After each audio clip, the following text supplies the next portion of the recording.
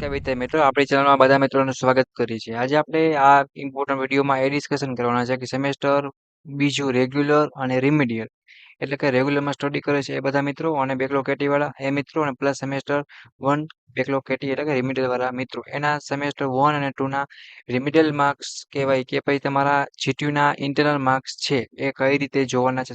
Submission mid internal એમાં એવી mark કહેવાય છે. ઇન્ટરનલ માર્ક્સ છે જીટીયુ ના એ જોવા માટેનું જીટીયુ તરફથી ઇમ્પોર્ટન્ટ સર્ક્યુલર છે મિત્રો. તો આપણે એ વિડીયોમાં ડિસ્કશન કરવાના છે કે તમે ક્યારે જોઈ શકશો, કઈ રીતે જોઈ શકશો મિત્રો, અને કઈ રીતે જોવા વગેરે બધી આપણે ઇમ્પોર્ટન્ટ આ વિડીયોમાં ડિસ્કશન કરવાના છે. તો વિડીયો તમારે લાસ્ટ લગી બધા મિત્રોને જોવાનો છે, કોઈ પણ મિત્રો મિસ નહીં કરે.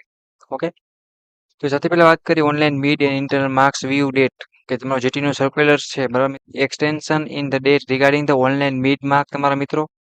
પછી આપણે વાત કરીએ તમારા જો મિડના માર્ક્સ અને કોલેજમાં ખબર પડી ગઈ હોય છે, પણ તોય આપણે એકવાર જીટીયુના જે રિઝલ્ટ ડિક્લેર થાય એમાં જોવા જરૂરી છે. એટલે કે મિડના માર્ક્સ પછી ઇન્ટરનલ માર્ક્સ પાસ છો કે ફેલ, આના કારણે બેકલોગ કેટી આવી શકે છે. આમાં કોઈ ફેલ હોય તો વાયવાના માર્ક્સ, આ ત્રણના માર્ક્સ જોવા માટે આપણે આ સર્ક્યુલર છે જીટીયુમાં એની વાત કરવાની છે. તો ઓકે, ડિપ્લોમા એન્જિનિયરિંગ કરતા બધા મિત્રો અને પ્લસ આપણે વાત કરીએ તો કે કયા હશે તો કે રેગ્યુલર અને રિમિડિયલ સેમેસ્ટર 1 અને સેમેસ્ટર 2 ની આપણે વાત કરવાના છે. રેગ્યુલર રિમિડિયલ બંને વિદ્યાર્થી મિત્રો છે આમાં આવી જશે. ઓકે, સેમ 1 હશે તો રેમિડિયલ હશે અને સેમ 2 છે તો રેગ્યુલર અને રિમિડિયલ બંને હશે. એટલે એ વસ્તુ ખાસ ધ્યાન રાખજો. ઓકે, આ વિડીયો પછી દોસ્તોને મોકલવાનો છે તમારા સેમેસ્ટર 1 અને 2 માં અભ્યાસ કરતા બધા જ મિત્રોને. તો ટેબલ એ માં જઈએ તો વધારે ડિટેલ આવશે મિત્રો, વધારે આઈડિયા આવશે. અહીંયા જો કોર્સ તમારી વાત કરેલી છે, આપણે ઝૂમ કરીને થોડુંક જોઈએ તો અહીંયા 1 અને 2 બરાબર છે. એમાં સેમેસ્ટર 2 રેગ્યુલર અને રિમિડિયલ બંને છે અને સેમેસ્ટર 1 માં રિમિડિયલ છે. એટલે કે શોર્ટમાં આપણે જોઈએ તો સેમેસ્ટર 1 અને સેમેસ્ટર 2 બરાબર છે, રેગ્યુલર રિમિડિયલ બંને. તો 26 તારીખે જે હોય છે 26 ને 2 તારીખ એમાં આપણે ક્યાં કરવાના, આપણે સર છે ટીચર એ આપણા માર્ક્સ છે એ એન્ટર કરતા હોય છે આપણી વેબસાઇટમાં જીટીયુની. એમાં આપણે કંઈ કરી શકીએ નહીં, એ એનું કામ છે.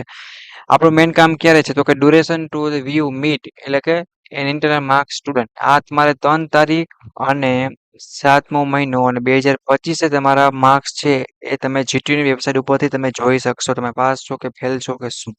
અને એમાં જો કંઈ કરેક્શન હોય કે ભૂલ હોય મિત્રો તો તમારે 4/7/2025 સુધીમાં તમારે કોલેજે જઈ અને અપડેટ કરાવી લેવાનું રહેશે.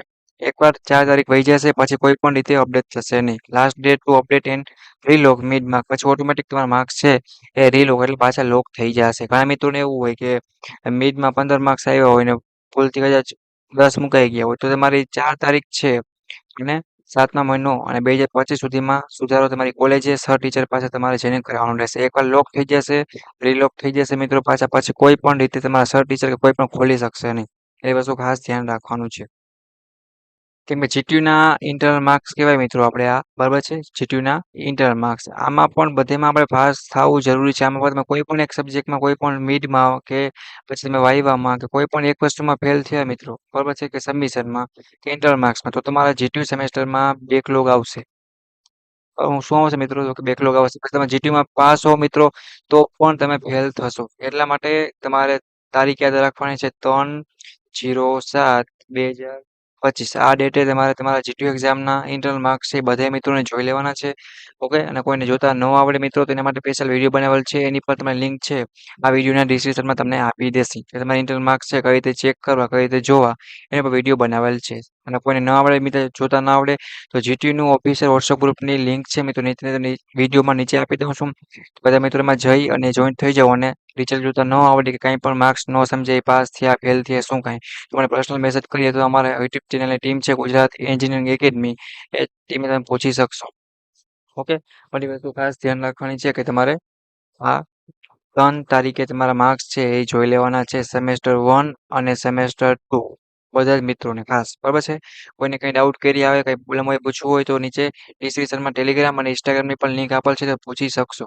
ઓકે, અને હજી સુધી જે મિત્રો આપણી યુટ્યુબ ચેનલને સબસ્ક્રાઇબ નથી કર્યું મિત્રો એકવાર સબસ્ક્રાઇબ કરી બેલ આઇકન પ્રેસ કરો, જેથી કરીને કોઈ પણ નવો વિડીયો આવે તો તમે ફ્રી ઓફમાં શું કરી શકો તો કે ફ્રી ઓફમાં તમે લાભ લઈ શકો. તમે અટકો છો, કંઈ તમને નથી સમજાતું તો મને પૂછવાનું રહેશે. બટ આગળના નેક્સ્ટ તમારા જીટીયુ એક્ઝામના આઈએમપી પ્રશ્નો માટે પણ અલગ અલગ પ્લેલિસ્ટ મિત્રો બનાવેલ છે, તો તમે જીટીયુ એક્ઝામની સારી એવી તૈયારી પણ સેમેસ્ટર વાઇઝ બ્રાન્ચ વાઇઝ કરી શકશો. પ્લસ ઇમ્પોર્ટન્ટ જોબના વિડીયો છે, જીટીયુને લગતી કંઈ પણ ડાઉટ કર્યું, ઓલ પ્રોબ્લેમનું સોલ્યુશન છે, સ્કોલરશિપ છે, એડમિશન, ઓલ વસ્તુનું પ્રોબ્લેમનું સોલ્યુશન આપણી યુટ્યુબ ચેનલ પરથી મળી જતું હોય છે. બધા મિત્રો સબસ્ક્રાઇબ કરો ગુજરાત એન્જિનિયરિંગ એકેડમી યુટ્યુબ ચેનલને અને બધા દોસ્તોને મોકલો. અને સેમેસ્ટર 1 અને સેમેસ્ટર 2 ને આ 3 તારીખે તમારે બધાને શું કરવાનું છે તો કે માર્ક્સ છે બધા મિત્રોને ફરજિયાત જોવાના છે. કોઈને ન આવડે તો કોમેન્ટ કરવાનું 3 તારીખે.